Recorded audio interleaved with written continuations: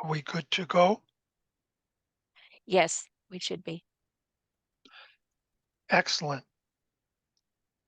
I would like to extend my appreciation to the Moya University for this opportunity to share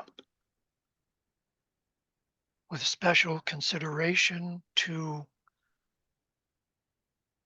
Mike, BL, and Rose, who not only are inspirational in this work, but provide a lot of technical assistance that is way beyond my limits.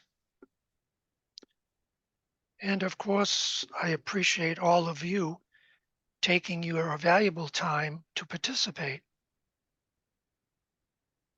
We're going to be injecting, prior to the main presentation, a little short video on the solar storms that are taking place right now in real time.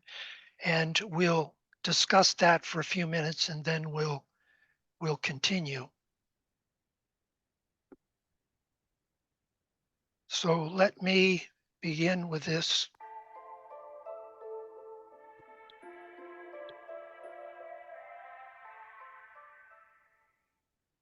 Good morning, folks. As most of you know, we are in the midst of a giant solar storm event. We've begun taking the impacts, more will strike today, and early this morning, the seventh large eruption was fired at the Earth. Let's go over what's happened so far and what is still on its way to Earth, and we'll start with the forecast we made yesterday morning after we knew 6 solar eruptions were on their way. We had predicted KP 8 or 9, level 4 or 5 geomagnetic storm conditions. While total killshot risk was there, we said it was unlikely. The auroral show from the first impacts reached down to Florida, Texas, and Arizona, a significantly low latitude event. In terms of what to expect, we had said that the local to regional network and system issues were likely, but again, that this was not likely to be that grid down EMP scenario. Here's how it unfolded. The CMEs began striking midday. It was a fast and moderately dense shockwave that lit up the magnetic perturbations map, with relatively severe equatorial extensions that peaked into the East Pacific. The geoelectric excitement was pretty strong as well, with the usual areas lighting up due to their grid density and higher population, including some crustal magnetic anomalies. The magnetic field took a solid whack, and immediately those local and regional systems and networks began having issues. USPS nationwide system began glitching. Satellite radio took it the hardest at first, and there were also several minor inconveniences like online service websites and gaming systems that took hits to performance as well. But things were just getting started. When the third impact occurred, we hit the first level 5 storm condition at Earth in 21 years, KP9. And at that point, there were about 200 regional networks and systems having trouble. Most notably, satellite radio still glitching to a large degree. Social networks began having trouble as well. More gaming platforms began seeing network trouble. And it was then that Disney Plus and the Target website saw significant performance issues. Overnight, the strong solar storming continued, and while minor inconvenience glitches still occurred, like with other gaming platforms and credit card services, we began to see infrastructure struggle in various places as well. Luckily, it did hold short of that grid down scenario as predicted. Southwest Airlines has been having trouble this morning, as well as Starlink, the second satellite system to struggle. But folks, only 3 of those first 6 events have arrived. We've got 3 more coming today. And yes, as you saw last night, we've now got the 7th. The biggest X-class flare yet, an X5.8, erupted from the sunspots as they began to depart. It was fairly obvious from just the ultraviolet images that this was yet another CME production event with a shockwave ripple outward from the flare point. And this morning, Soho is updated and shows that blast. This is the 7th in the sequence, which means we still have 4 impacts coming. Chances for that solar kill shot level are still exceptionally low and are not in the forecast. But we will continue to have significant network and system issues for the next few days as those storms arrive. And possibly more infrastructure trouble as well. We are not done yet. We greatly appreciate your support. We're watching all day, and if any significant updates are needed, we'll bring them right here, right now at 5:30 a.m. in the new Valley of the Sun. Eyes open, no fear. Be safe, everyone. Excellent. Michael, if you could put that link in the chat box, I'd appreciate it, because others in the group may want to follow these notifications. And this is one of the best sites that I have found for that. In the Ageless Wisdom, we are taught that the sun, our physical sun, is a blind in a veil for two, or actually three, different levels of energy that are not recognized by science. On the lowest level, you have the active intelligent aspect. And it simply indicates that at this time, with these major solar flares, we're being impacted by potentially thought forms, prototypes, ideas on a very, very lofty level coming from the sun. And also the pranic vitality. There are a number of Russian scientists who indicate that the sun, when it becomes highly charged, can affect the biology of all living organisms on the planet to the degree they can actually change genes. On the next level, we have what the Tibetan and H.P. Blavatsky called the heart of the sun. And our solar logos is of the fourth order, and it therefore distributes cosmic love, which is stepped down onto the Buddhic plane, and all those disciples, initiates, who can prepare themselves for this downflow of energy will find themselves being super sensitive and being lifted by that heart energy. We know that our solar system is a second ray solar system, but again, the actual sun is of the fourth order. So you have that 2-4 pouring in. So what could be interpreted as a calamity to humanity can be a great opportunity for the disciple.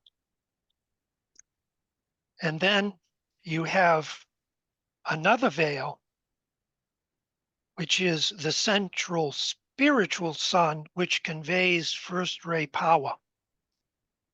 There is no time in history where the will of not only our planetary logos, but the will of our solar logos has been so vibrant and so potent.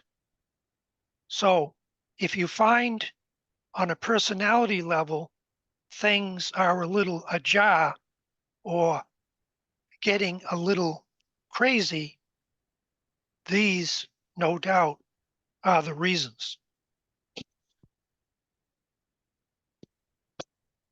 So I apologize for diverting this presentation off on a different direction, but it seemed very relevant to real time, what we're all experiencing right here, sitting in our seats. And I'm going to ask BL if she would like, being an esoteric astrologer, to add anything to my comments? Well, it's, as you said, we have the 3 different levels of the sun, um, and the radiation that brings us is what's happening now. And we saw that visually in all the pictures of the aurora and how low that it came down. So the only thing I'd like to say, esoteric astrology wise, is these are scientific proof of the energies that the planets and the sun has and how they can impact us here on Earth. So it's it's a good reminder when we can see it working out, when we can hear the space news, when we can look at the science of it, and then when we can relate that to what we know about the esoteric psychology, I'm sorry, esoteric astrology, and the web, the big etheric web out there where everything is all connected together. So um, I hope that made sense. Excellent. I That also was would, oh, sorry. I also wanted to say that we have a chat here from Ben. Um, he says, a while back, a chunk of fire broke free from the sun and fell back. 2 triangles broke apart and reformed into one with the stable people. Good to reach out to your triangle folk. Ben, did you want to clarify that? I'm not sure I quite understood all of that.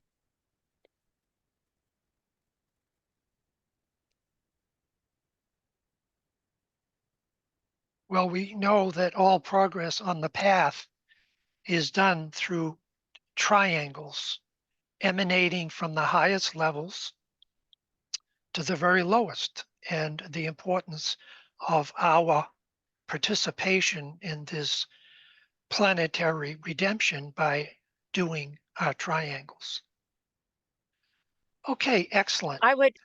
I would Yes, like to add to that because, I always think in terms of this big net of triangles that surrounds the globe. And this kind of energy can do a couple of different things. It can energize, it can, set the whole thing alight. Um, and that again is on the different levels. It can be seen as the oops, all of our electronics is going to go, but it can also be seen as the stimulation that is being brought and electrifying that network of triangles around the world. absolutely. Thank you for that addition. Okay, So, Ben has his go ahead. hand up. Ben, go ahead. Ben, we can't hear you. Your hand is up. It looks like your mic is okay, but we can't hear you.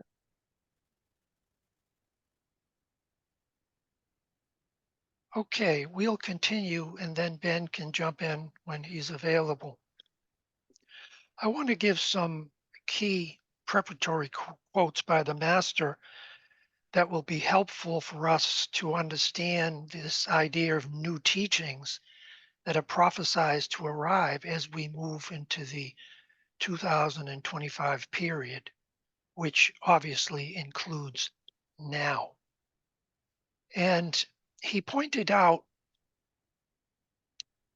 when he listed what he was responsible for conveying to humanity, uh, the quote here shares one of those in what he calls their relative order of importance. And we have the new teachings on discipleship, and part of those teachings will be the presentation of newer types of meditation with its emphasis upon visualization and the use of the creative imagination. And we know energy follows thought. When you imagine something on the inner planes through thought form construction, you are actually creating something that is alive, and it can be fueled, it can grow, and it can do alchemy, and it can do white magic.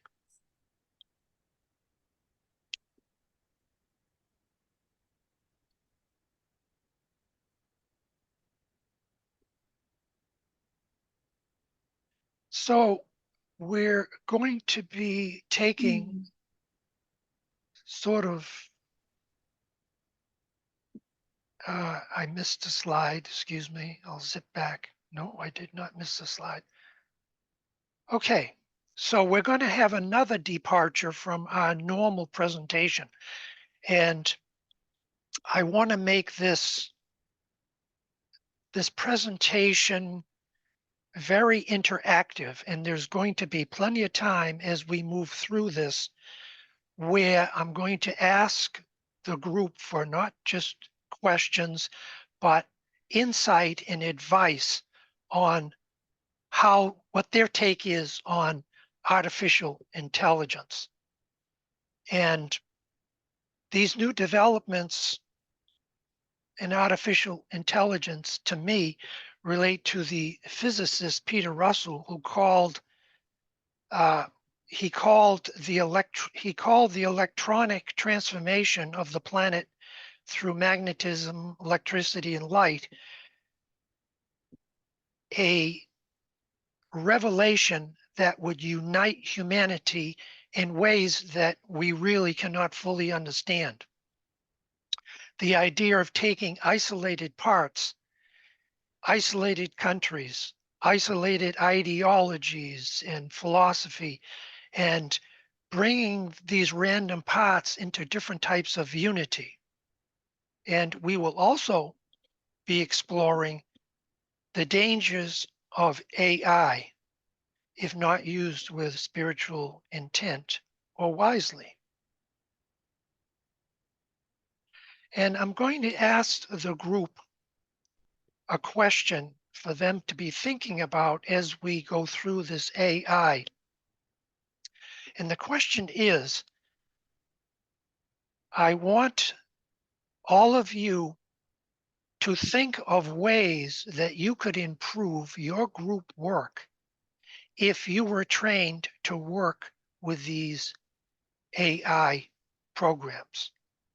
And there are many different types of them. And we're really mainly focusing on the visual and the auditory, but there are thousands of other possibilities.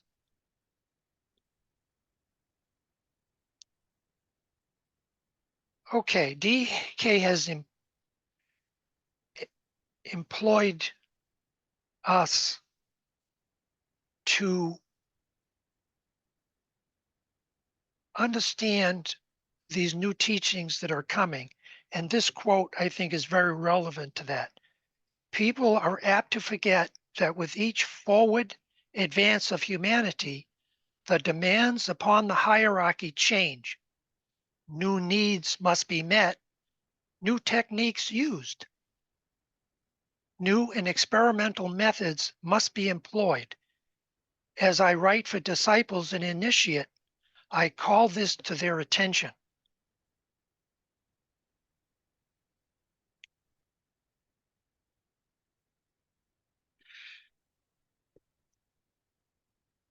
Intensifying human creativity, another quote by the Tibetan, and thus bring in the new art as a basis for the new culture and as a conditioning factor in the new civilization. One thing only will I add to the above and to the elucidation of the significance of Rule 5.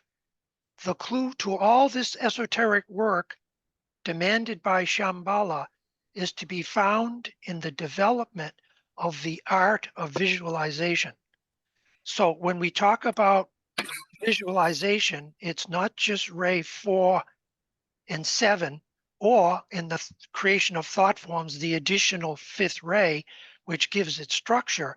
It can actually relate to building the Antakarana Bridge to Shambhala. I found that very, very insightful. All creative art will be fostered by this training, and the new art of the future in all departments of creativity will be rapidly developed as the training proceeds. The unfoldment of the sense of vision and the sense of synthesis through visualization will lead to a sense of livingness in form.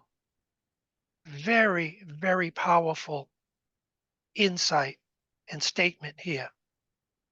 The sense of vision leading through visualization to a sense of livingness in form. So keep that in mind as we move through this AI presentation. You know, AI and robotics can be used to enrich our lives in many ways, but they will never outstrip humanity's evolutionary progress or take over.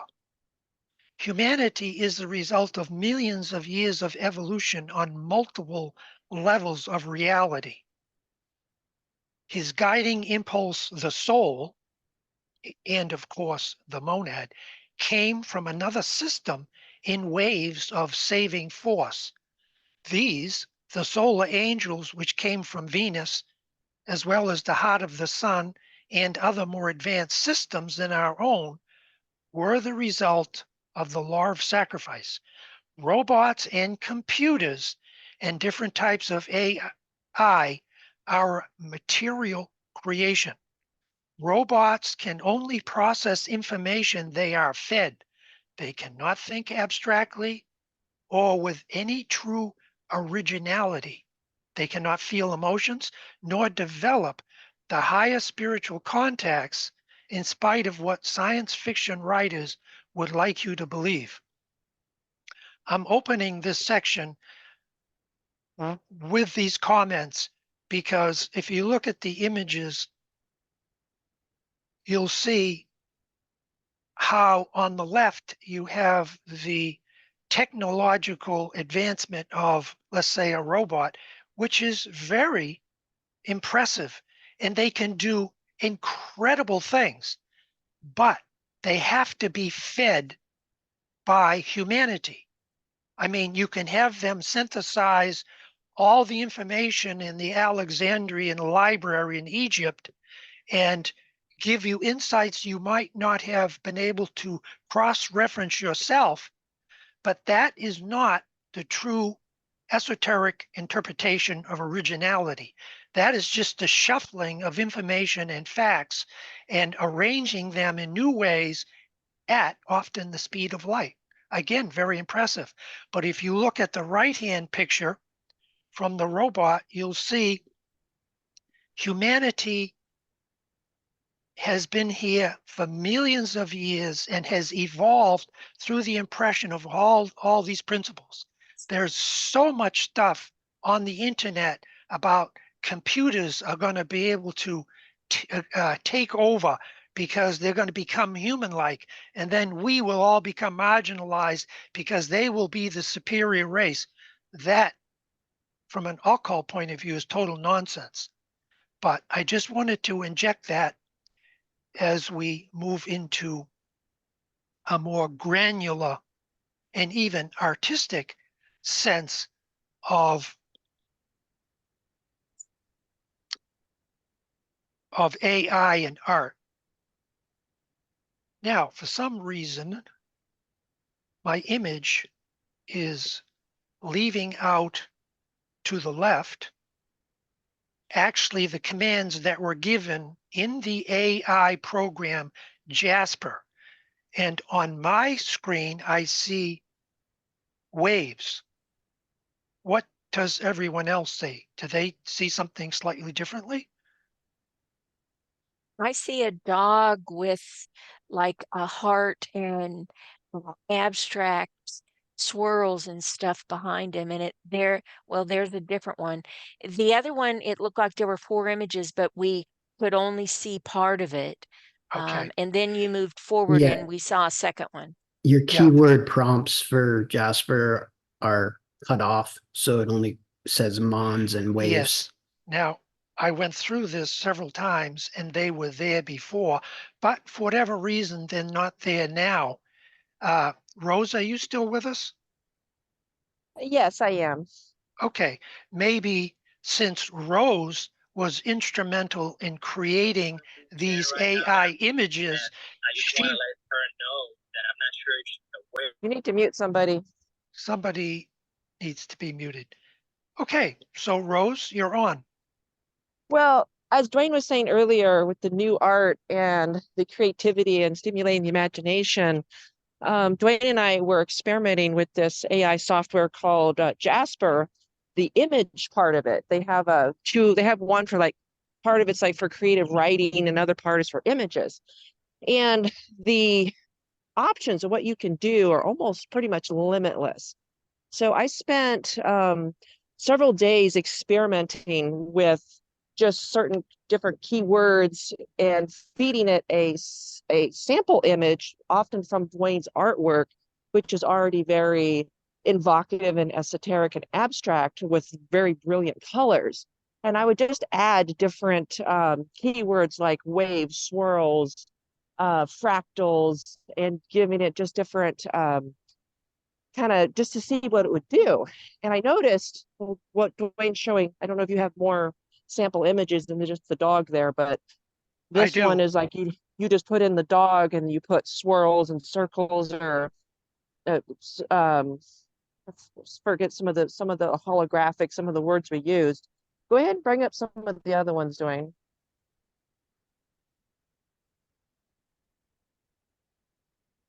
But just look at, yeah, that's one start from one of Duane's images that then it was just keep going, Duane. But what I noticed when we were doing this is it started to affect my subconscious in a very powerful way, where it started to influence my dreams. And and I hope Duane has a few more samples, I do. because there was, yeah, go ahead, keep going, bring up some more. Well, Because there were some that were so that what I'm trying to say is it recombined some of these images and created images that were so abstract. There is no possible way I could ever have imagined or visualized the image that it created, or even conceptualized it in my mind. And it's just like they create things that you could not even in your wildest dreams think of thinking. And this is what had powerful subconscious effect on my subconscious, where it just was really affecting what you can even conceptualize to visualize. It just opened up a whole nother like realm, a whole nother world that then it works on the subconscious. So when you're doing your meditations and other things, you can start to get information and images that before you never could have conceptualized, because you've now had your outer brain exposed to a wider field of information through symbols and colors that then can work on your subconscious, and it can become this language of communication. excellent. So let me give an example. The picture that you see in front of you with the heart is something I would use for a background. And what I ended up doing is using it for this quote by H.P. Blavatsky on the secret heart. But now going back to Jasper, this is what we came up with, Rose and I. It's from the same identical picture number 1 that we showed you with that small heart. And I thought, wow, this is so unusual. Now, here's another one. And what I did is I superimposed a photograph of a goddess that I had taken a picture of in some museum, and I superimposed it on here. So here's a case where I sort of just used it as a background or a prop. Okay, good. So Rose, did you want to share anything else before we continue? No, that's all. Okay, excellent. So let me give you a demonstration of a few more. And these were done in Jasper, and they were fed by Rose with circles, spheres, holograms, fractals, and a number of other things that she said. Okay, on this one, I said, make me an ethereal goddess with all kinds of undulating lines. And this is what came up. Well, I have to say, when I was first presented with AI art, I thought, there's something about it I don't like. But having used it, I see it can have certain practical uses, and it can really stretch, as Rose pointed out, one's imagination. So I took this and then I brought into Adobe Photoshop and I flipped it, and it became like a whole different kind of energy. The blue, the indigo blue, very second ray, and very ethereal. This one, and a number of people have made this same comment. This is like the fiery aspect of the divine feminine. In other words, within every male and female, whether it's a ray or a plane or a physical body or or ray makeup with or astrological signs, every potential exists within each person, within all of the rays, but in different degrees, depending on what you're supposed to develop in this lifetime.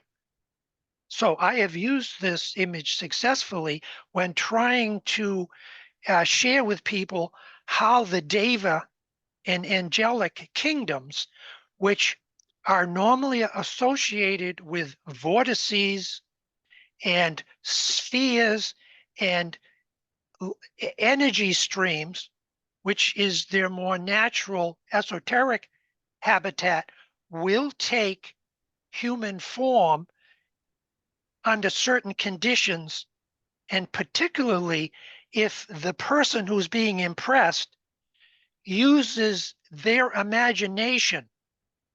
In other words, the devas are malleable. They can, like putty, be moved into different configurations. So this would be like a lower expression of a fire deva that was on the feminine line of energy. Okay, here's another one. I said, give me a variation of the original, and this is what came up.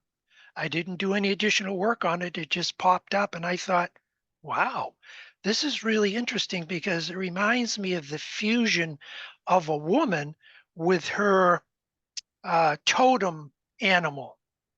When you get into shamanistic work, and I'm talking about the advanced aspect of it with indigenous groups, not the voodoo, but the advanced parts of it, they often take names that are associated with certain animals or certain elements. And this to me was a perfect expression of the divine feminine and its fusion with its animal symbol or element. And this could be like the bird kingdom. Okay, let Duane, us yes. sorry. Um, Diana says, in the image of the woman of fire, I do not perceive any benevolence or maternal protection. It does not inspire me, but provokes me to take distance. Okay, and that's a fair assessment. In other words, all symbols are along certain ray lines.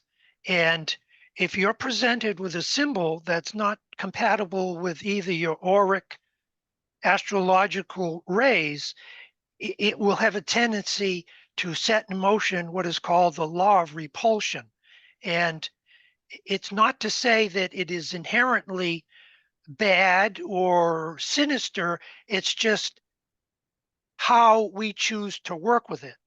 And again, the divine feminine has a very powerful energy, and it's referred often to as the Kundalini. And at the third initiation, you have to acclimate yourself to a certain type of earth fire that can be quite uncomfortable until it ascends up the etheric spine, clearing out the channels to meet its consort, which is Shiva, and it's called Shakti and Shiva. So thank you for your sharing, and I totally understand that. Okay, I was doing some, And now we have a hand. okay. Let me see. Nisa, you want to go ahead? Thank you. I had a question. Duane, you said you connected divas and vortices. Yes. Are those like go hand in hand automatically? I've done a lot of work over the decades, excuse me, with vortices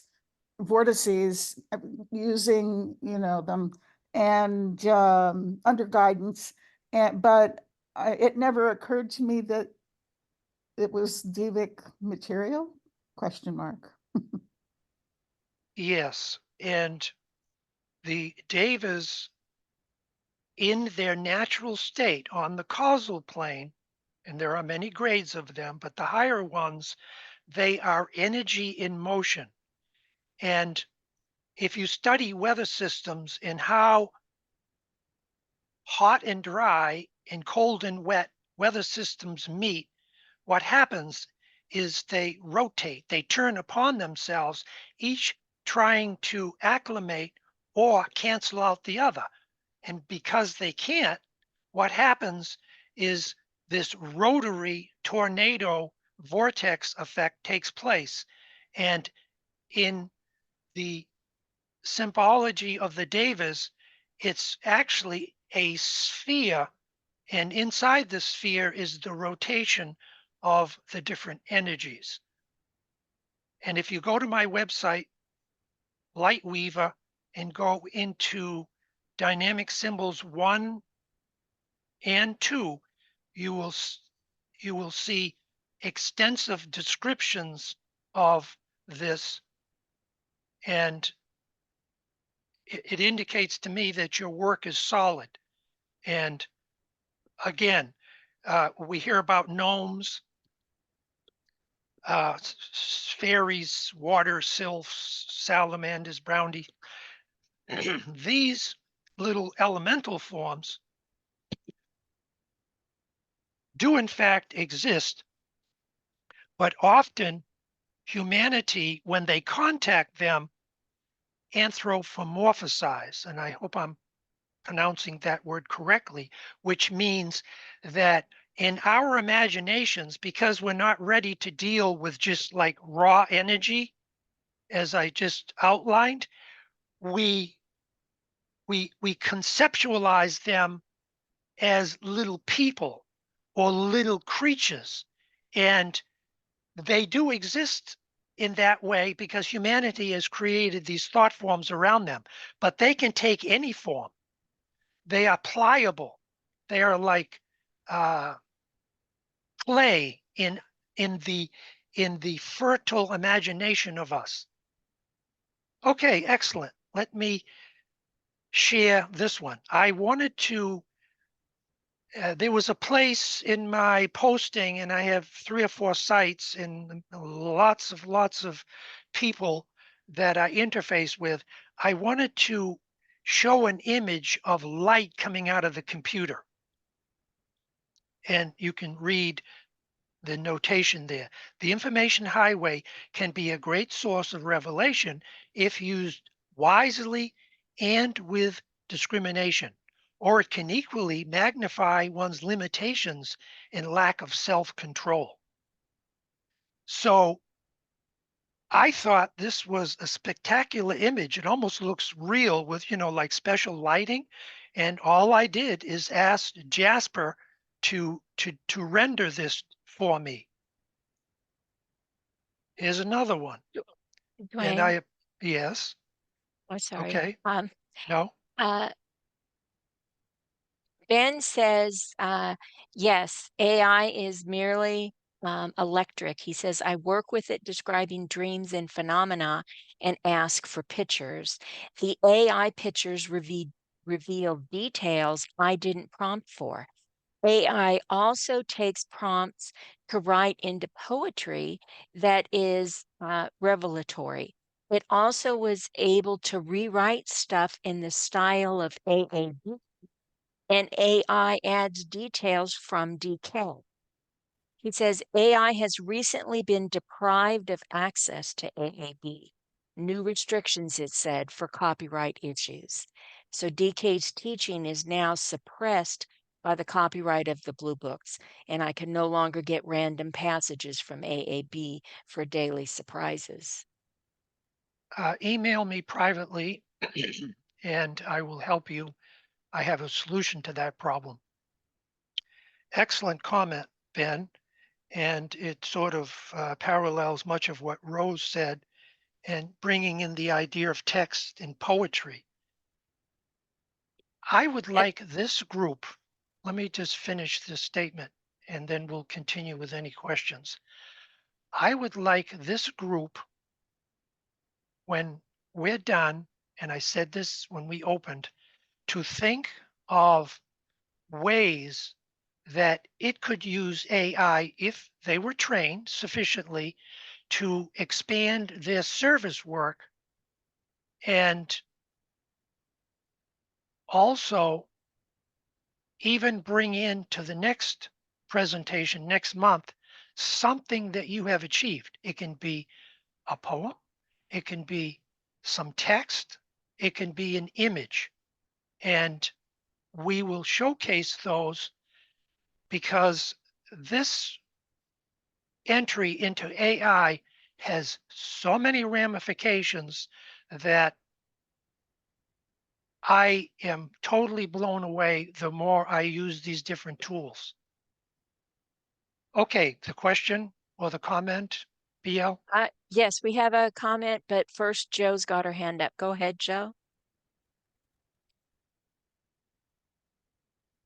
Joe, you're muted.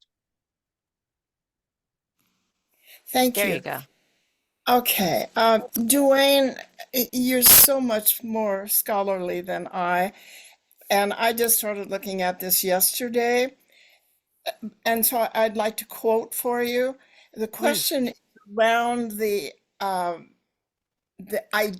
concept of identification, which we're all trying to understand, one might say.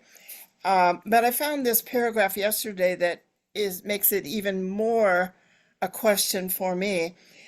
DK says, you get a clue here to the teaching which I have oft given to you, that the higher processes of spiritual unfoldment must consciously give way to a much higher phase of perception, for which we have as yet no word. In relation to consciousness, we speak constantly of initiation. In relation to this new process of simultaneous perception and interpretation, we employ the rather vague word identification. And behind that question and that quote is my preliminary response. Can we interfere with the natural processes, or is this not a problem? Well, one of the first things you learn about the occult path, to quote the Tibetan master DK, it is a forcing process. Now, on a personality level, we know that forcing something can achieve great things, but often it can destroy and it can hinder and limit. Occultly, it's identical.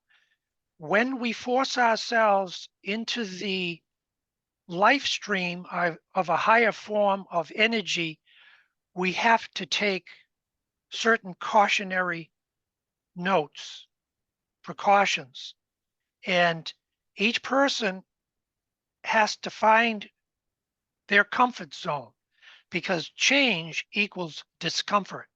And ultimately, yes, it equals revelation, it equals peace, it equals all these higher attributes we've been taught to study. And AI is nothing more than the injection into the human stream of some potential new tools to advance on the path of initiation. If it chooses to use it for the lower centers, then we have a problem. And invariably, any new discoveries usually gravitate to the lower chakra levels because it's about making money. Okay, Thank you. I wanted to, We have a couple of other comments. okay, after these next couple comments, we're going to have to hold them back for a while because everything that we're setting up here is just a prelude to some really, really revelatory things. Okay, all right. Stefan says, oops, would it be possible to expand the images to include all four elements, earth, fire, water, air, and equally expand the images with a male god archetype diva? Would it be a greater insight to have these aspects presented? If we have a Jasper imagery of all aspects, we might have a way of satisfying symbolism that might help us in our creative visualization while creating form on the inner planes. Excellent. That is, Stefan, a real insight of how it can be used. And it all comes down to intent.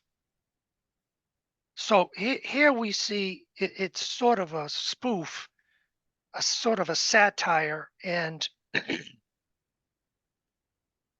it may not be like a pleasant image to a lot of people, but I fed it into Jasper and I said, I want you to put a rat emerging out of the top of a man dressed in a three-piece suit. And this is what came out.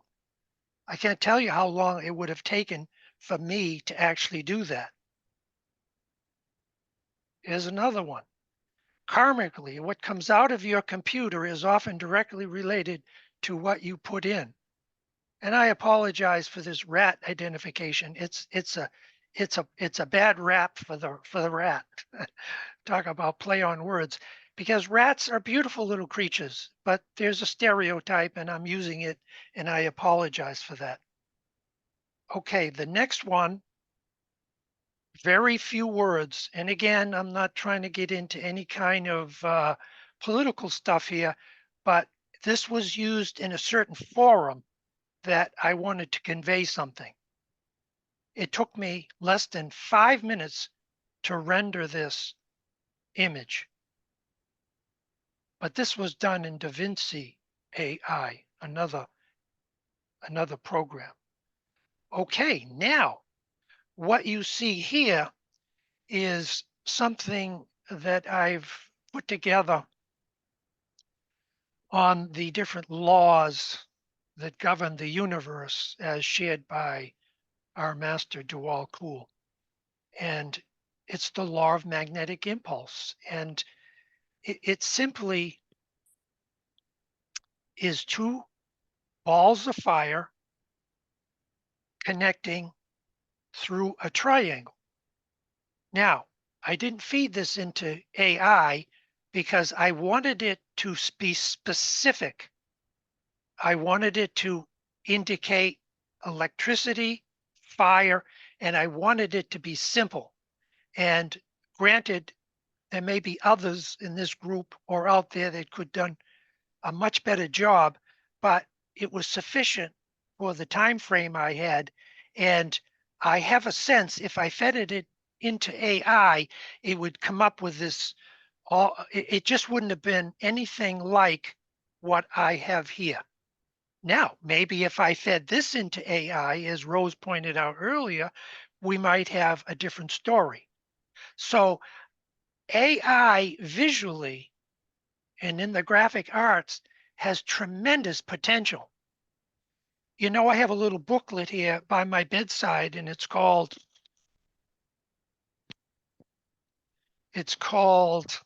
was put out by Ojai, and it's all these little gems from the old commentary. And they're all put together. They're all bound in this little mimeograph, not even photocopied. This is how old it is, of all the quotes DK gives on the old commentary.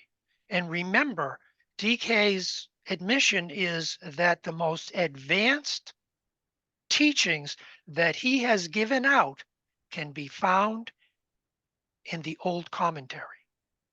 What if you took all of those visual images and symbols that DK gives in the old commentary and rendered them just like Stefan said earlier? It would be revelatory. Now, maybe many of them wouldn't pass our high standards, but maybe some would. Okay, now we're going to move into the second part of this presentation, and everything that came before this was only preparatory. So is there anybody here that would like to read this quote, Consciousness of the Atom by AAB? I can read it for you. Thank you, BL. Another power of the soul is psychometry. Now, what is psychometry?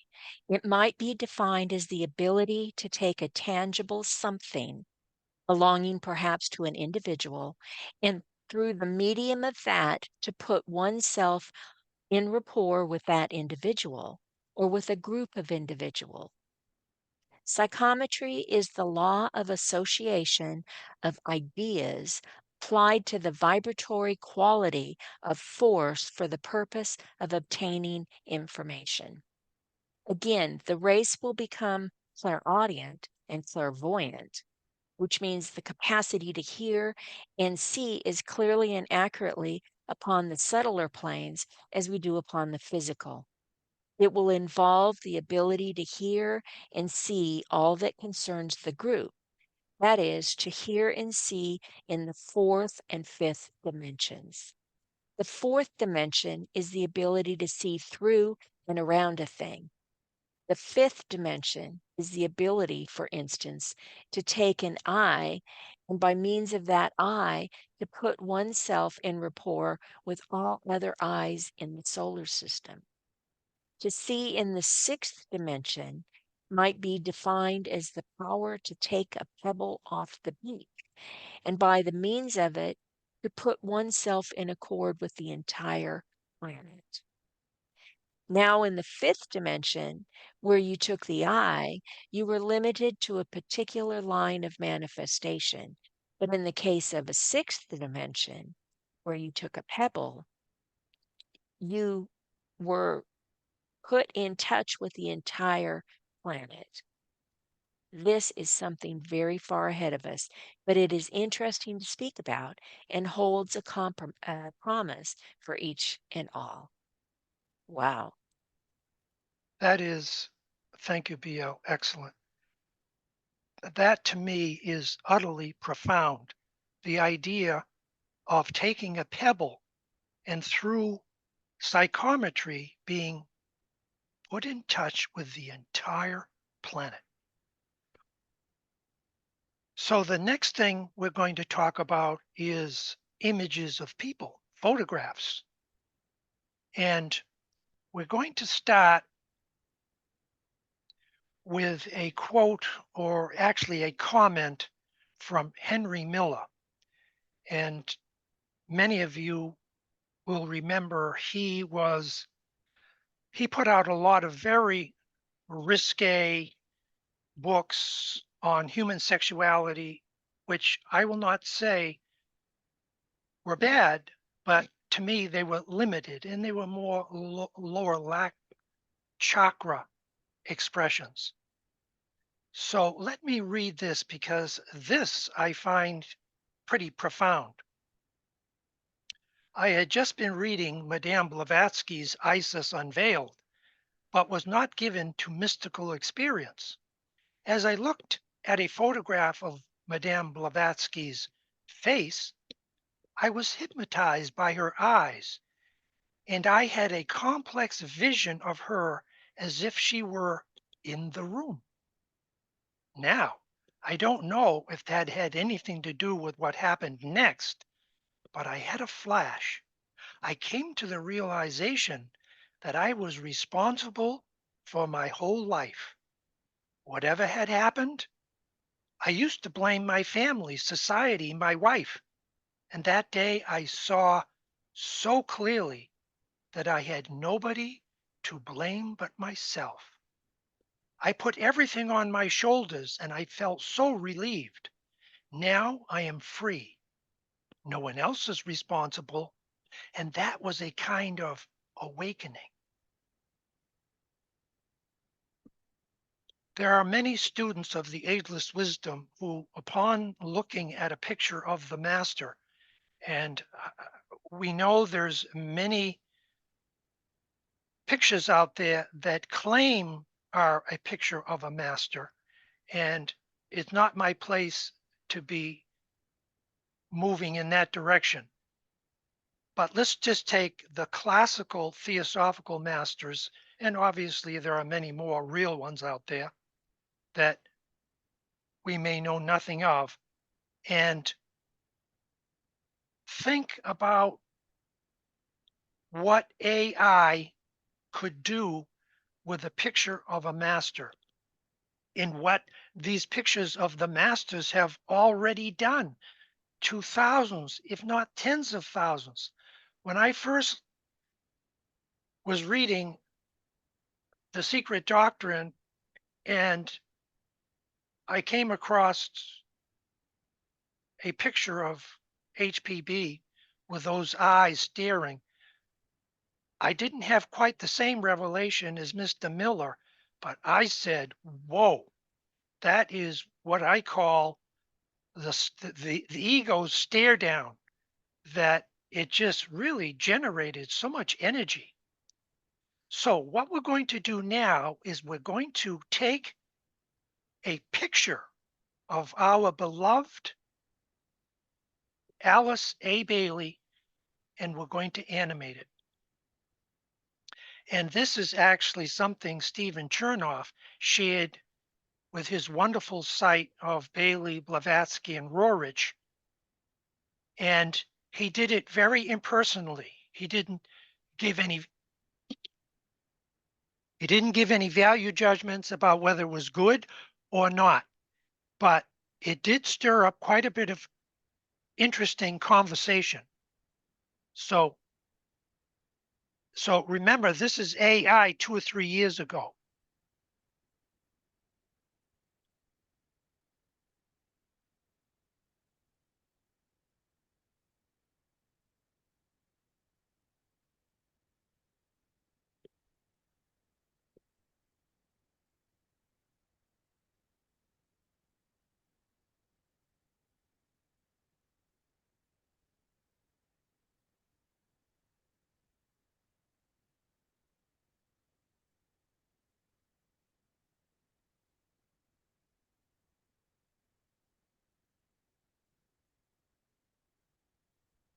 Those who knew Alice Bailey personally indicated that she was such a warm, loving-hearted person that if you just read her books, you may not get quite the same potency of impression. And is it possible that, let me step back for a moment. When the white man came and conquered the Native American homes here in the US and in many other countries. When the white man first took pictures of the Native Americans, they were all freaked out. They claimed that the white man was trying to steal their souls. And I find it interesting that they would characterize a photograph as part of their soul. And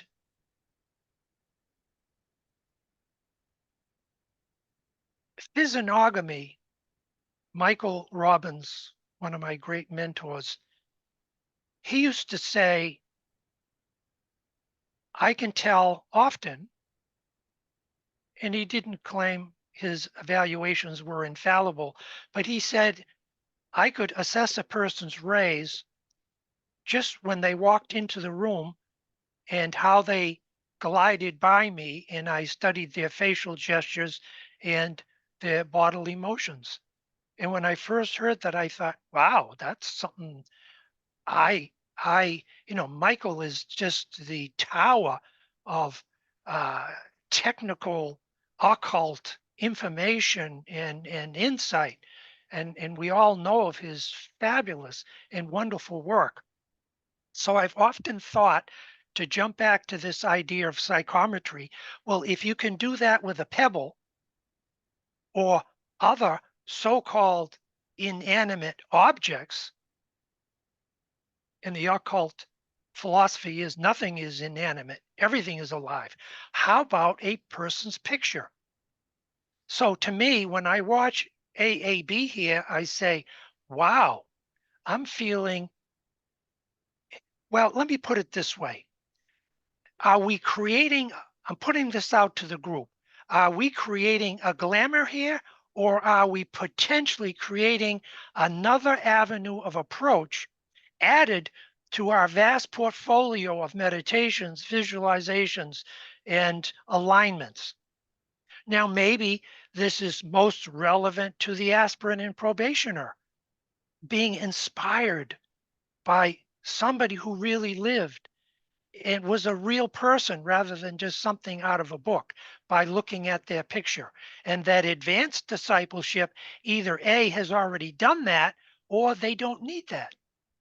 So I'm putting that out to the group right now for anyone to share. Hey, Duane, can I share something? You certainly may. Cool. So on the First Nations, and this actually applies to the image, because I have a lot of challenges with the direction of AI, where it is now because of the maturity of humanity in general. But the First Nation believe the stealing of the souls and capturing images, oftentimes it wasn't even good to have those people still around after they had passed, because you were anchoring their energy to this plane and you're not letting them pass. So the capturing of the images was a trapping of a certain energy. And so it's more deeper than just like they were hysterical about being their images being captured. They had a belief that that was capturing a certain essence.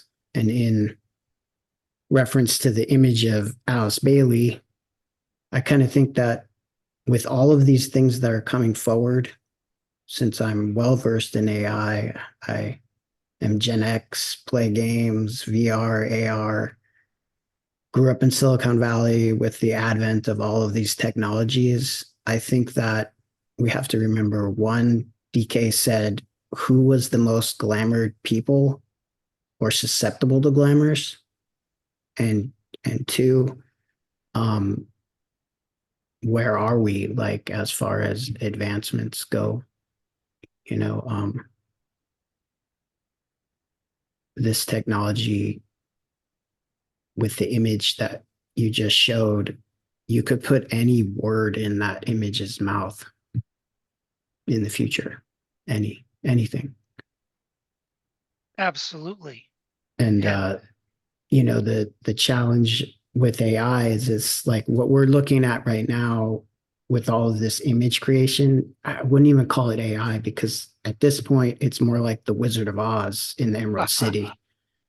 It's not, it's scraping massive amounts of information it's compressed time. So it's beat time. Like, it's so far more advanced than us in time, because it can calculate and compile and scrape so many images and information in such a quick way, and then mash it all together and give you the information or the image. And so it's not really artificial intelligence. It's just anything we would be able to do. It's just doing it in a much faster time frame.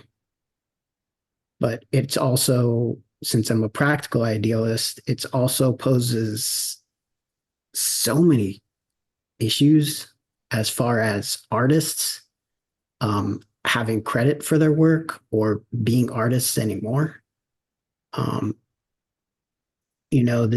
This presentation of all, I mean, it's really fascinating. You can get images really quick. Wow, they look so cool. But like, there's a process an artist goes through, and what they call AI is cheating that process. It's in my opinion. And I'm very much into technology, so I'm not a Luddite or anti-technology. I just know that as of right now with AI, we have autonomous warfare coming. We have bifurcation. We have algorithmic separativeness. We have this mystical fascination, when you talk about viewing these things like from an esoteric level or from a mystical fascination, like, wow, it's shiny object, mystical, or esoteric, like I can see all of the different related problems to this. And are we mature enough to really go into this arena? I would say I wish all of this stuff would just get shut down, but it's already out of the box. And so we have to deal with it. And the main aspects of it is that, growing up in Silicon Valley, there were a number of us who were attempting to push back to the direction that we were going in, and we didn't win. And so if you know how Silicon Valley actually was born, energy follows thought.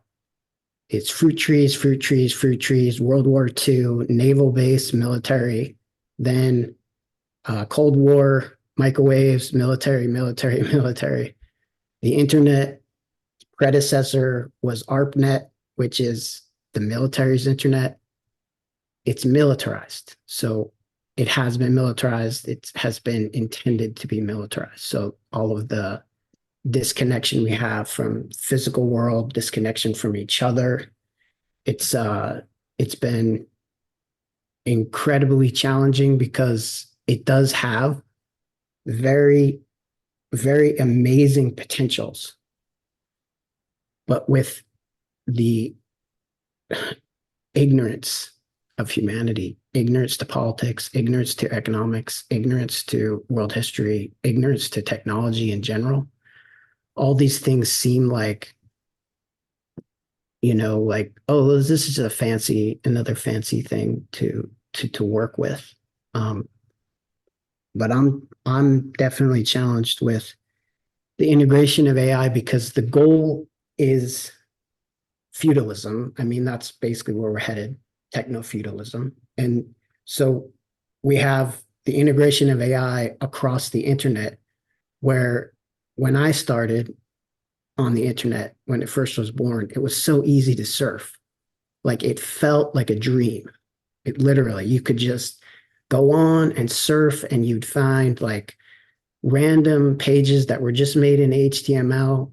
And it was magical. It was really magical experience, because you would bump into a lot of ideas on UFOs and spirituality, and it was organic.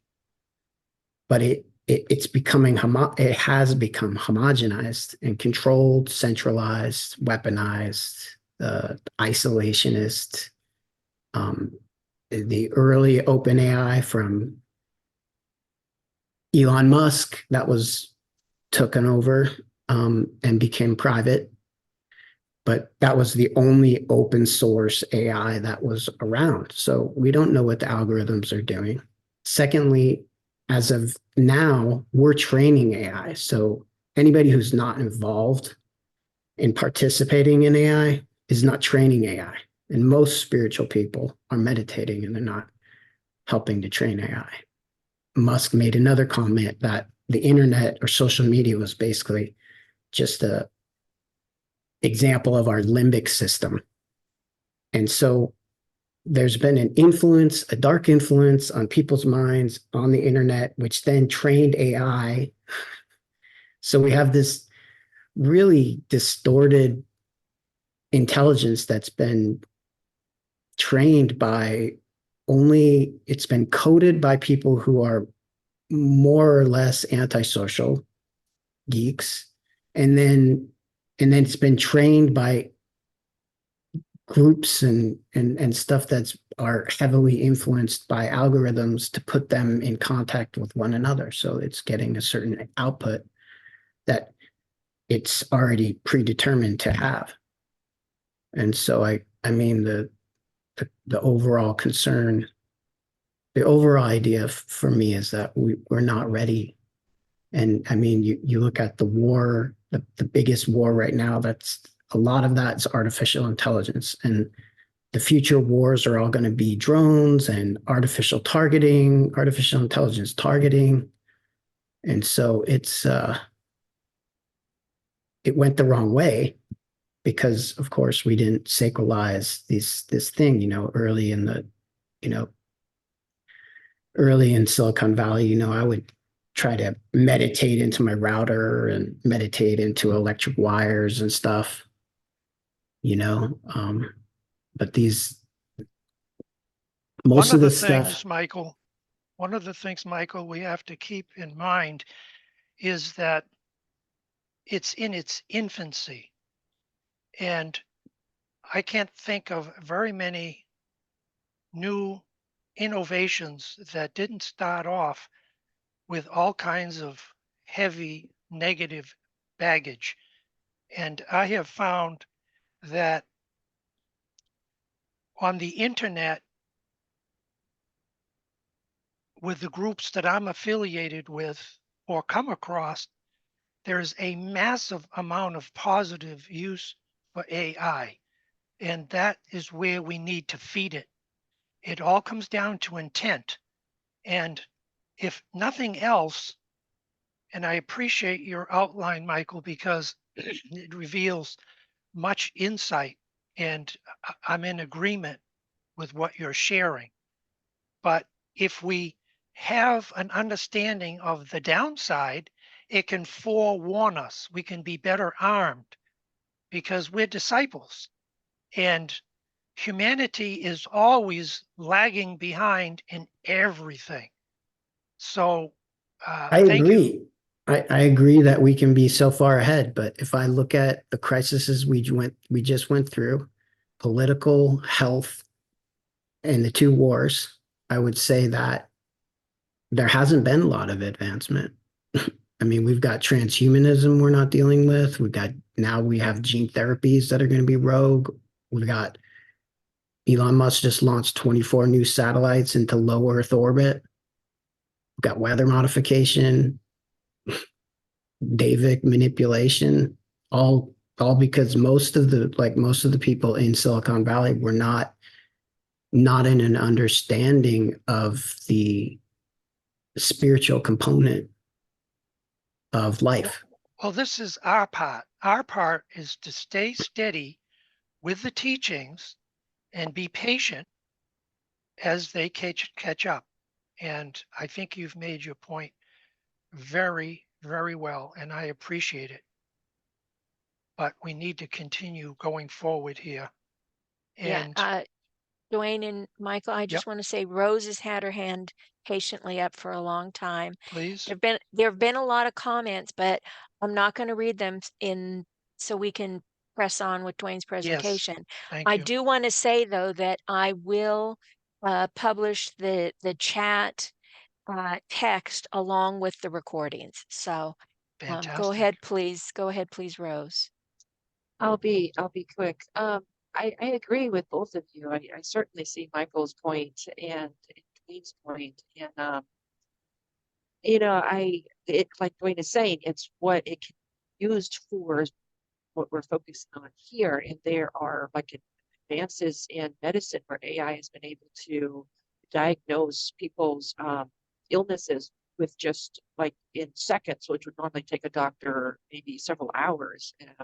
And it can diagnose diseases and other things. So it has immense potential, but humanity's consciousness is not at a state. We really are living in a dual world. We have these very extreme polar opposites of forces that are working, for the light and for the betterment of the world, and those that are working just the opposite for material and power. So whatever technology humanity has is always going to be used with the forces that are at the in the planet. So you could say the same thing with electricity. Electricity is this amazing power that has brought enormous good to human life, and also massive destruction and what you could call evil. So are we ready? I would say parts of humanity are, and many parts are not. And I think it will only hasten the crises that humanity is currently facing. And it is through crises that we grow, and we will either destroy ourselves and revert back to another crisis, back to in Atlantean days, or we will, out of that crisis, emerge with greater consciousness and towards the light. So it's just a part of, like Michael said, the cat is already out of the bag, and we have to just try to use it for the most good. But it mainly comes down to the consciousness of humanity, and as that is raised, then everything will then fall in line. But it is what it is as right now. So Thank you, Yeah, Rose. just one last thing. That's the thing that you just said about electricity is incredibly important, because we had that choice point, just like we had the point to choose fission or fusion.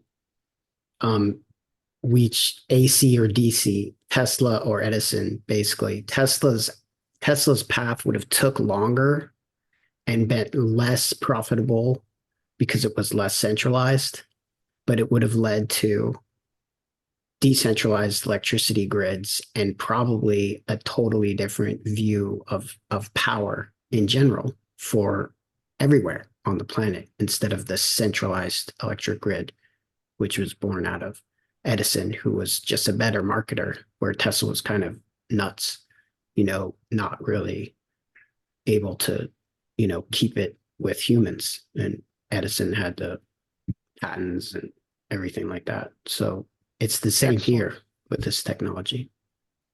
Slower Excellent. or faster. Yes. Excellent. Thank you, Michael and Rose. As we can see, this is a controversial subject, and it has many paradoxes. Anyway, now we're going to go into what I would say more of a full AI when it comes to animation and people. And as you look at this picture, this lady with the lipstick and the dark glasses is going to be mouthing what the little lady in the upper left-hand corner. She's going to be speaking, but it's going to be filtered through this AI so that we see another person speaking.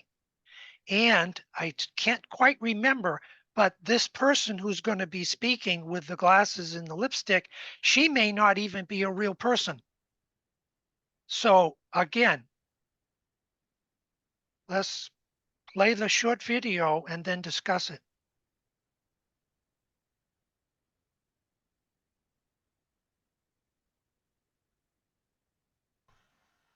I think this is right now an inflection point where we're sort of, redefining how we interact with digital information. And it's through, the form of these AI systems that we collaborate with. And maybe we have several of them, and maybe they all have different competences. And maybe we have a general one that kind of follows us around everywhere, knows everything about, my context, what I've been up to today, what my goals are, sort of in life, at work, and kind of guides me through and coaches me and so on. And, you can imagine that being super, super powerful. So I think we are right now at this inflection point of redefining what this looks like. But, there is also, we don't know exactly what the future looks like. And so we are trying to make these tools available and the technology available to a lot of other people so they can experiment and we can see what happens. Did a full 180, crazy, thinking about the way I was. Did the heartbreak change me? Maybe, but look at where I ended up. I'm all good already, so moved on, it's scary. I'm not where you left me at all. So, if you don't wanna see me dancing with somebody, if you wanna believe. When I was a kid, I feel like you heard the term, don't cry. You don't need to cry. Crying is the most beautiful thing you can do. I encourage people to cry. I cry all the time, and I think it's the most healthy expression of how you're feeling. And I sometimes wish I just could have been told, you can cry. There's no shame in that. There's no shame in how you're feeling. And also, you don't need to always be justifying it, because I think I was constantly trying to come up with reasons why rather than just being accepted for what it was. I never knew you were the someone waiting for me. We were just kids when we fell in love, not knowing what it was. I will not give you up. It's time, darling, just kiss me slow. Your heart is all I know, and in your eyes you're holding mine. Baby, I'm dancing in the dark with you between my arms, barefoot on the grass, listening to our favorite song. When you said you looked a mess, I whispered underneath my breath, but you heard it, darling. You look perfect now. You have done nothing but tell me how bored you were. I was the chore, the job you didn't want to do. To me, you were everything. Dress up as Mary Todd Lincoln and help me win this presidency, or you can pack your things and leave. There's the door. Oh my God, I love your skirt. Where did you get it? Vintage. So adorable. Oh my God, I love your skirt. Where did you get it? Vintage. So adorable. I am outraged by this. I'm absolutely disgusted.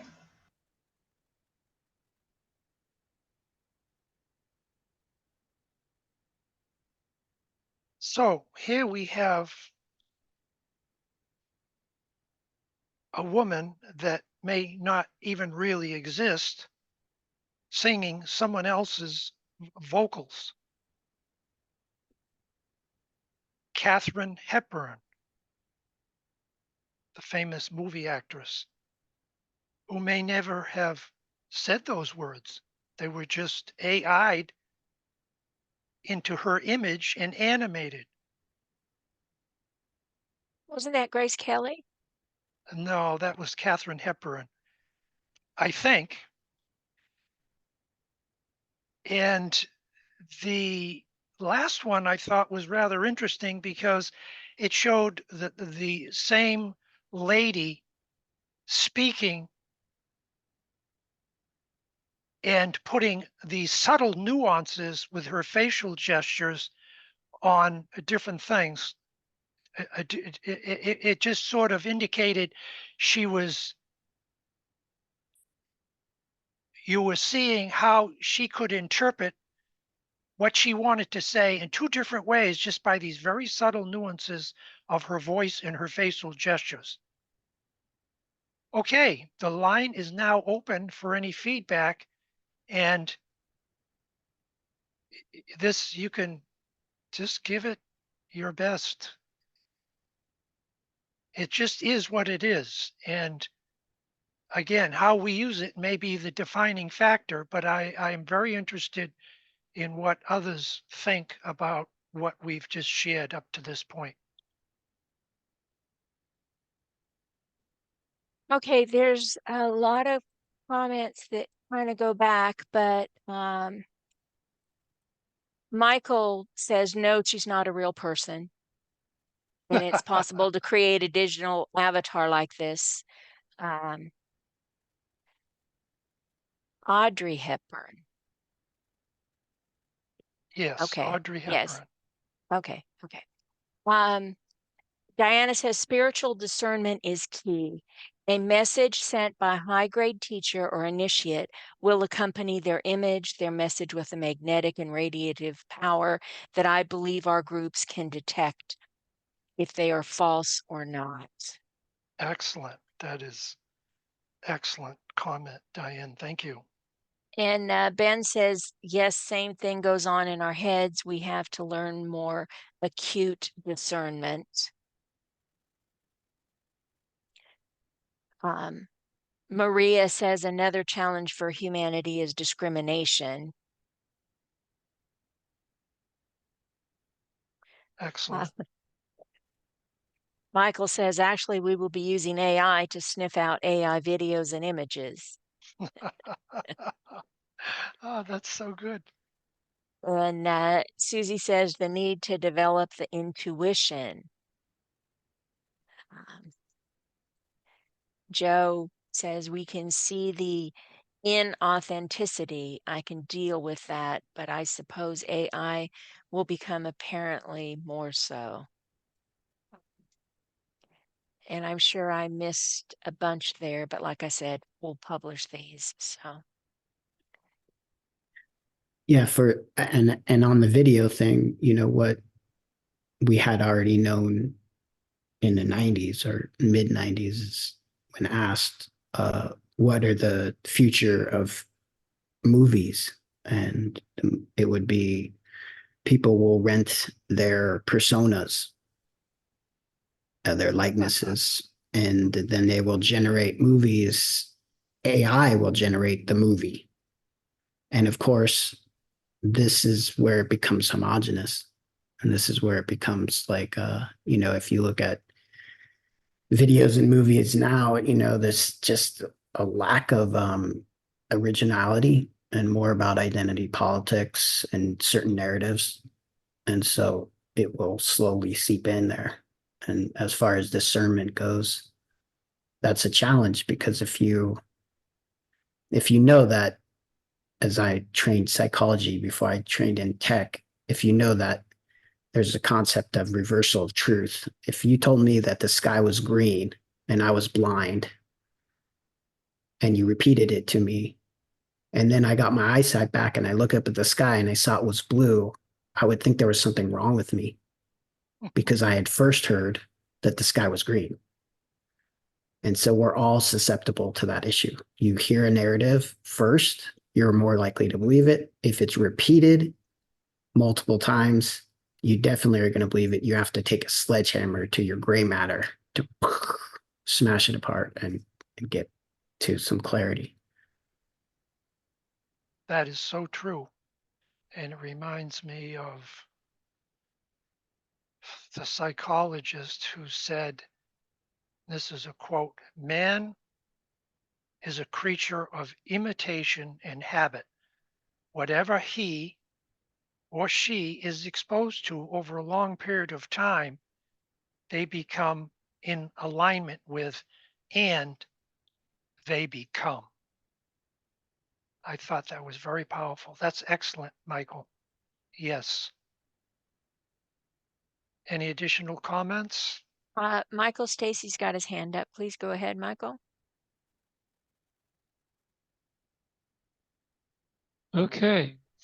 What if we look at it a little bit differently? We keep talking about artificial intelligence.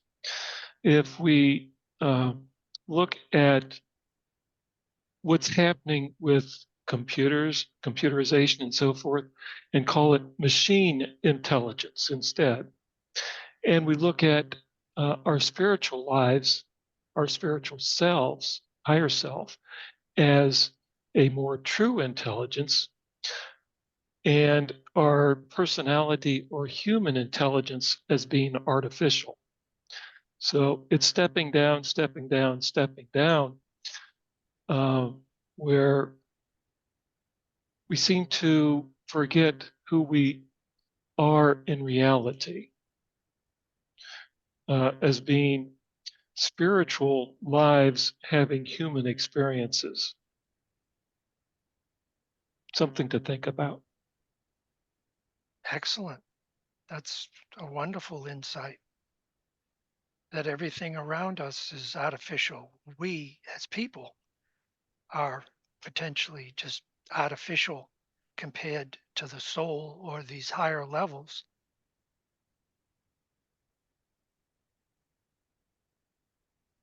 I think that's Okay. another interesting thing to think about too, because I think we're pretty much in an Atlantean rerun, and we know the mental evil that seeped into existence, and that pretty much the primal elemental that continues to want to animate a physical body and is obstructed from doing so as the planet changes its frequency and we move towards a different evolution in general. And so this speeded up technology, which is basically, again, it's just a speed up of things we would already achieve, but we would do so in a more wise manner because it would be slower. I think that there's this idea that there's a lot of people in Silicon Valley that deify artificial intelligence. You know, they turned off by the church because that became corrupt, became secular. And because we're generally speaking, humans are belief making systems, we want to believe in something higher than ourselves. Why not create our God? You know, then that God won't be as terrible as what the religious people or church people co-opting the messages of the prophets and messiahs told people what religion is. And so this will be the better version of God, AI, because that's the goal is artificial superintelligence. What we're seeing is artificial general intelligence. It's just a combination of what's already in existence. The artificial superintelligence is what you were talking about, that robots can't achieve earlier, Duane, where it can only know what it knows, not what it doesn't know, where humans can know what we don't know because we have this embedded in our genetics if we don't damage them too much, and it's embedded in nature. You know, it's time release. But AI can only take all the information that it's already sourced, but then there's a belief that they will achieve artificial superintelligence, which the only movie that actually displayed that accurately was the movie called Her, which is AI. And when the AI were unified, which is the essential problem we have right now, is the AIs are separate military, separate social, separate economic. They're all separate. They're not unified so that they're in a really fast manner realizing that unity is the better path in general. While they're kept separate, they don't understand that unity is the better path. And so Yeah. Excellent. Thank you, Mike. Any additional? I I would just Yeah, like bro. to add another comment. Sorry, I'm speaking so much. I remember somewhere in the Blue Books, DK or Alice Bailey was saying that the hierarchy was greatly concerned about the fifth ray. That they tried to, and they're trying to restrict its activity, but they brought the ray in prematurely, and that once the ray energy was here, it has stimulated technologies that humanity is not ready for. And I believe he was referencing at that time nuclear fission and atomic bomb.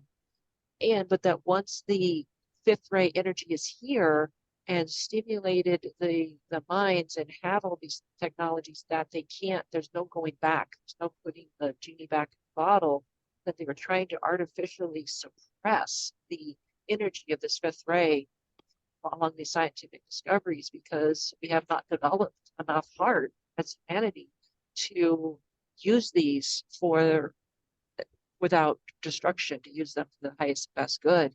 And one real last quote is, there's a new study that just looked at children who are exposed to video games for a certain number of hours a week, that is actually changing their brains to that mimic very closely to the same brains as people who are drug addicts. So what we are exposing ourselves to is changing our physical characteristics in our brains, and especially with children who are very, their brains are still developing. So we really have to watch and be vigilant of what we are using these technologies for. And but with the commercialization and everything being profit driven, it's there's no limits. So that's all. Excellent. Helen, you're on.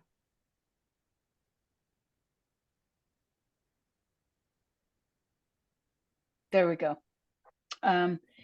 I just think that perhaps one thing we also need to consider is how much energy it takes to create this artificial intelligence. I was just read something in the New Yorker a little while back, and it said, when Chat GPT spits out information or writes someone's high school essay, that too requires a lot of processing. It's been estimated that Chat GPT is responding to something like 200 million requests per day, and in so doing is consuming more than 500,000 kilowatt hours of electricity. So for comparison's sake, the average US household consumes about 29 kilowatt hours per day. So hopefully AI can also help alleviate some of the problems that it might be exacerbating. Anyway, just wanted to put that out there. Well, I think you make a very good point. Are there redeeming qualities to AI that, because it's in its infancy, we may not fully understand? We're seeing the complete undermining of art as it is commonly understood. And yes, as an artist, I am repulsed by that. But at the same time, I'm trying to look beyond the immediate misuse of it. And the segment that we're now moving into is, I think, going to be very creative. And on your screen, you can see what we've called here augmented and virtual reality. I would like to see a sharing of hands of people in this group who have used these virtual reality headsets like the Meta Quest that we're sort of showcasing here. Because if you've never used this type of electronic equipment, it's important for me to know so that I can gear my next comments towards that answer. Go ahead, Michael. No, I thought you were saying raise your hand if you've used these. Yes, I did. Oh, Yeah, okay. I see that's what what I'm you're doing. saying. Okay. Are there anyone else in the group? And we have, what, I don't know how many people we have here today, like 40, am I guessing correctly? Yeah, it says 43. There's 2 hands that I see. Okay. So this is going to be creative. Back in 1991, I was lecturing with Keith Bailey and Michael Robbins in the Boulder area. One of the students was David Tressimer, who created what is called the Star House in Boulder, and it's just an amazing arc of a place that's all built around 12 sides, and all kinds of sacred dance and rituals are done inside of it. And David Tressimer took me to uh, he took me to sort of like an amusement park, and you went up on a stage, and the stage was cordoned off, and you put on these sort of what this young lady has got in her hand, only a very primitive version of this augmented reality headsets. And when I put my headset on and was all wired up so that when I moved my hands, the little person I was looking at inside through the goggles did every motion that I did. And so I thought, oh, this is rather interesting. Then they gave you like a plastic blaster that was put on around your waist. And then as you looked into these goggles, out of nowhere came a pterodactyl, and it came swooping down. And if you did not take the blaster that was holstered on the side of your hip and shoot it, it ate you. And I thought it was sort of comical, and I just felt, wow, this is so bizarre. But I would say within about 30 seconds to maybe a minute of putting on this headset, I felt a separation in my bodies. And that's the only way I can describe it.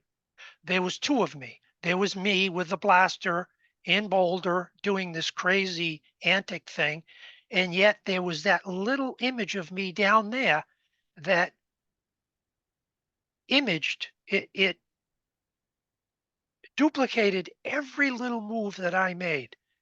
And I can only say that I left after about 5 minutes of that, just completely disorientated. And I felt occultly, technically speaking, it was like when you walk along a sidewalk and you're paying attention to what's in the window of the store, and you walk off the curb, and there's this moment of what I call, for a lack of better words, psychic vertigo, where you are just like, whoa, where am I? And then, of course, you hit the pavement, you know exactly where you are, and you come back to reality. But this is what I felt. And I thought, gee, if they develop this along certain spiritual lines instead of all this violence with these video games, I mean, it's just incredible. So here we are. And about 2 years later, Justin Wilkinson, a very advanced graphic artist and esotericist, he introduced me to this Meta Quest 1. This is a more advanced version the young lady is working with. And I literally, I cannot find words to describe efficiently, effectively what I experienced. I put it on, and he had these yogic programs.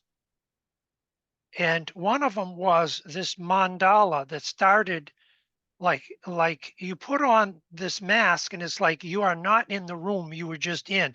You are in a different environment. And this little point of light came floating towards me. And as it got closer, all these streams of colored light, all these rainbow colors flowed right. It was as if it was going right through my body. It was on the right, the left, the upper, the lower. If I turned, I could see all these colors passing. And I have to say, it was one of the most profound experiences that I've had on a mundane level around art and its potential with this augmented and virtual reality. And I am total agreement with what Michael has said and others and what Rose has said, but I saw the future. And this may be just a glamour, it may be just an illusion, and maybe just something that I experienced. But if you use this as a meditative tool, not necessarily to advance disciples who are already connected and they understand invocation and evocation and all the different stages, this could exponentially speed up humanity's evolution. I mean, there's a lot of practical application, like in the old days when you went to medical school, everybody was so touchy about, oh, now we got to go do the cadaver thing, and they bring you in a certain room and you have to cut up dead bodies.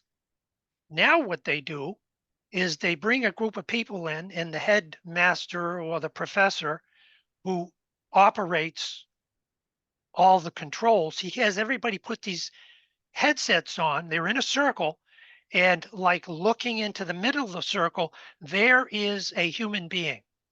You push, you turn the dial, there's his skin, excuse me, or her skin. There's the blood system, there's the organs, there's the skeleton. And it like magic, the professor is able, in a holographic fractal sort of way, introduce students to what they would find by cutting up a dead body. So if you take that idea and use it for good creative purposes, like in teaching, in education, like having something like it's like you're suspended in space. It's like you're in the astral plane is the only equivalent that I can share, or the etheric, where you're out of your body and you're experiencing a new reality. Now, I'm not claiming this is going to take people through initiation or that this is some great plan of God to introduce this, but I thought to myself, this will, like Michael has eloquently pointed out, be misused. But if you use it with the right intent, discrimination is the word that many have used here. And we are at the crossroads where we are going to be presented with so many new tools that can take us down into the depths or elevate us to higher levels. And it's the crossroads. And I believe that this 2025 energy, and there's many, many other areas that we haven't included here. This is just one small cross section. It threatens the idea of reality, and it threatens it in a negative way. But the question I asked the group is, could it be threatening or clearing the debris for a new presentation of the ageless wisdom? How would you use this? And if you don't have these Oculus Quest goggles, find somebody in your area who has, and don't do the army thing where you're going to be expected to shoot people. Tell them you want to do something spiritual, something revelatory, and you will not be disappointed. Okay, any additional comments before we move forward? Well, there's a whole bunch of them.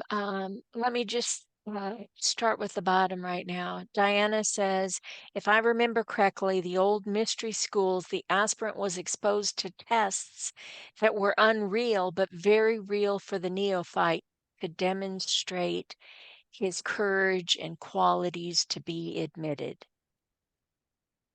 So beautifully shared. Isn't everything new a test? Can we use it for the good, the beautiful, and the true? Or can we use it for personal aggrandizement? This is man's free will. If he ends civilization as it now potentially looks because of world conditions, will it be the master's fault? Who can we blame? The karmic lords? I think it rests on humanity and whether they choose to use these revelations for good or for evil. Another question? Well, there's too many to go through, like I said. There was a talk in here. Perhaps the sun energies exploding right now might change things with the fifth ray.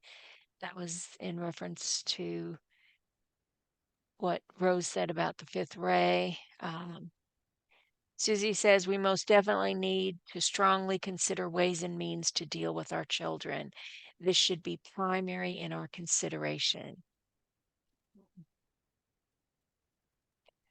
Yes, excellent. Yeah, it's like you said, Duane, it's just a matter of everything, astrology, anything.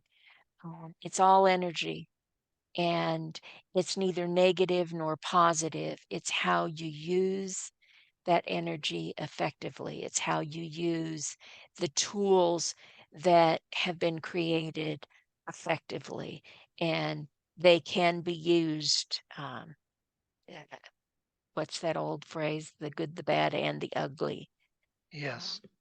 But like you said, also, it's up to us, disciples of the world, us aspirants of the world, to channel it into the more positive aspects.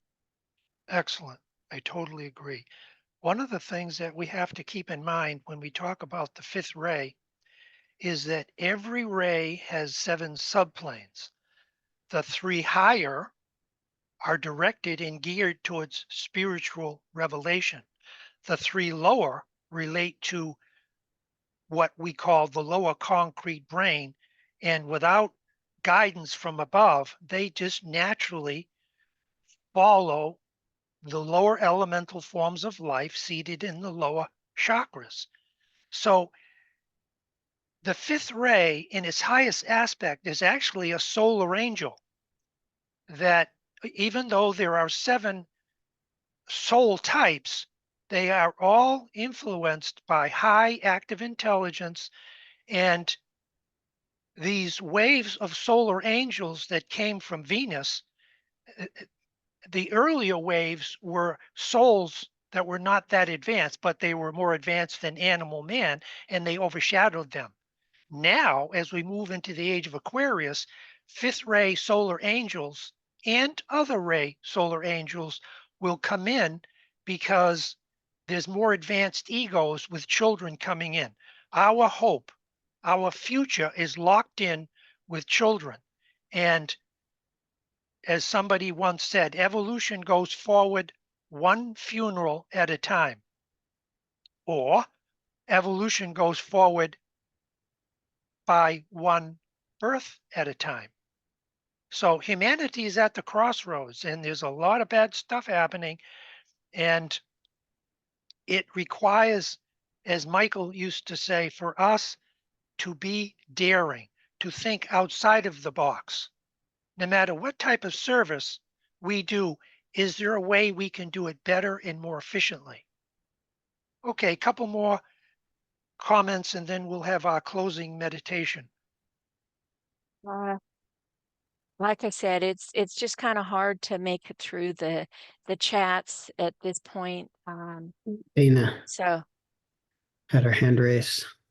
oh yeah, Dana. Dana. Go ahead, Dana. Can you hear me? Can hear you now. Okay. One point that you brought up that I hadn't really thought about and considered, because everybody that I know around here that's got some degree of spiritual awareness have been reticent to interact with AI at all. And as you were pointing out, it's like, it depends if we're not doing it and only those that have selfish intent are doing it, Exactly. then how can we evolve AI right now? And I hadn't really taken that into consideration at all. So I appreciate that viewpoint. Very good point.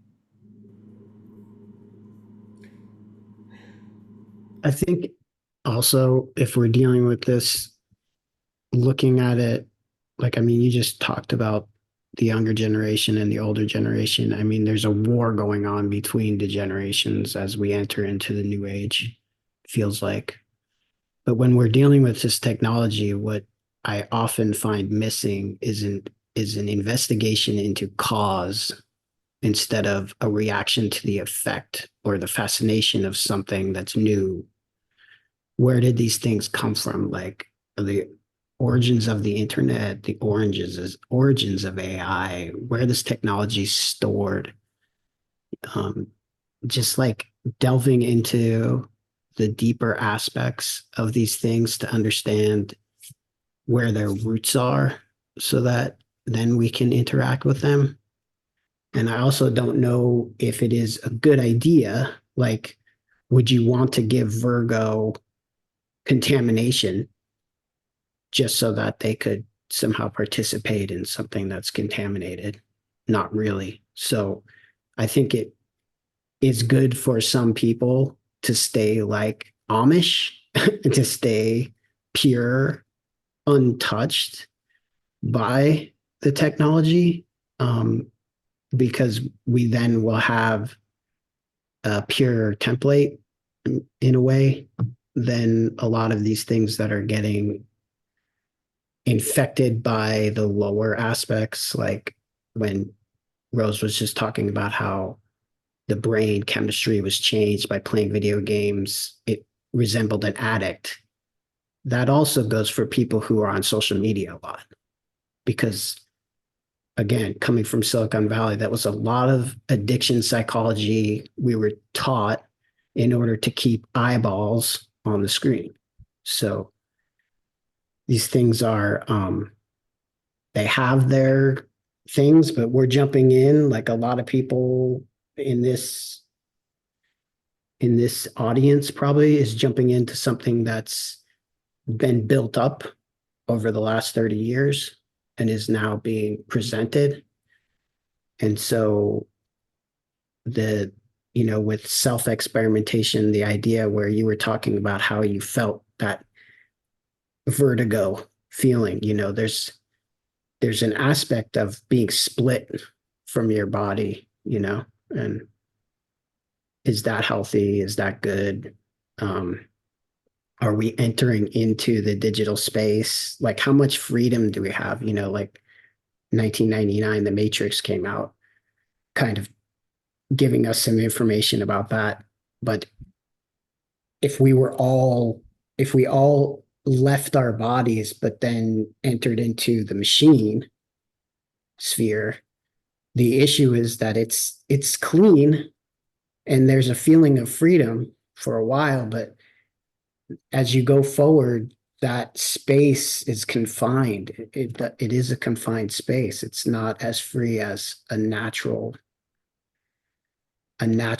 soul aspect. It's, the kind of connection in the Matrix was that we were all used as batteries, and That's true.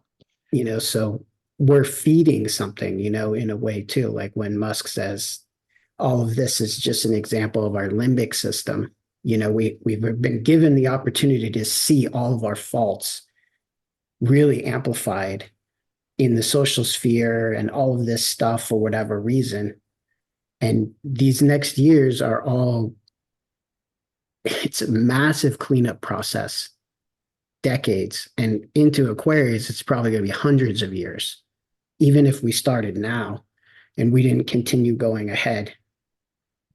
Because, I guess in my estimation, or I don't know how you feel, the Piscean age was appropriated or co-opted early on in that cycle, and it was never fully actualized love wisdom, And so the Aquarian True. age, they're already trying to co-opt it before it even starts, through all of this narrative and division and hatred and all this violence, trying to draw in these forces that really have no place on this planet anymore. This idea of vengeance and war and blood and death, it's a primal elemental force that served when the planet was forming, and it has no place here anymore. So, Okay. Thank you. Thank you, I'm Michael. sorry to We're interrupt. closing. Yeah, Rose has her hand up. We're over the 2-hour mark. Yeah, we're going to have a closing meditation. So Rose, make it quick. Just 2 points. One on, I think it was on Netflix. I think it was called The Social Contract or The Social something. It's a great documentary on how social media was deliberately designed to be addictive for monetary purposes. And number 2 is dealing with children. If they are going to be exposed to this, I think one safety mechanism is to try to educate them as much as possible on the inner workings mechanics of what is really going on. And if they're on social media, how it is being used to be addictive, and have them have this, if they're old enough, mature enough to self-reflect and to see those processes in action. And that is all. Excellent. Thank you. Michael Stacy, are you still with us? I'd love to have you recite the Way of Fire for our closing meditation. Are you there? Okay. I can't hear you. You're not audible.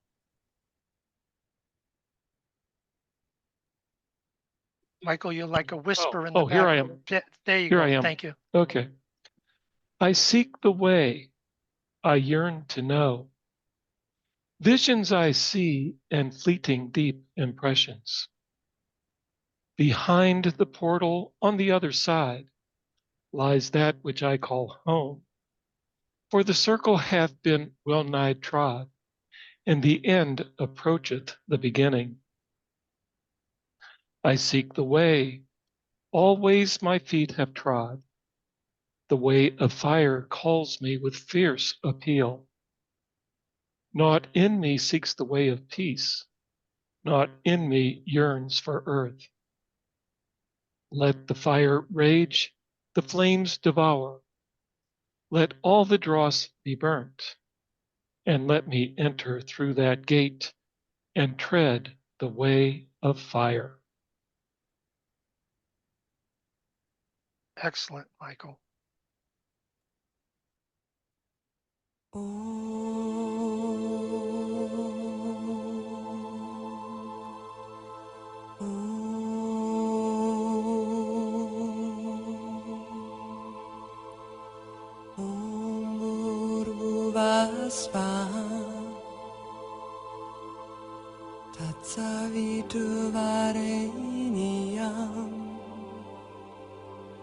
Bargo devasya dimai Yona prachodaya Bhuvasva tatsaviturvareniyam Bargo devasya dimai Yona prachodaya Bhuvasva tatsaviturvareniyam Bargo devasya dimai Yona prachodaya Bhuvasva tatsaviturvareniyam Bargo devasya dimai Yona prachodaya Bhuvasva tatsaviturvareniyam Bargo devasya dimai Yona prachodaya. Excellent.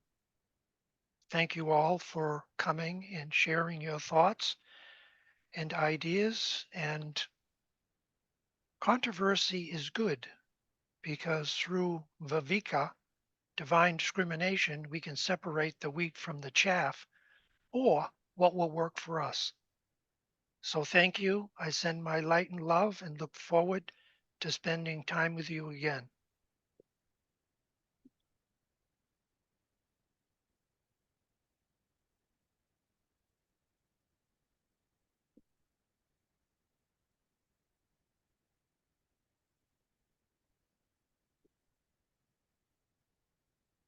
Michael, are we ready to turn off the recording?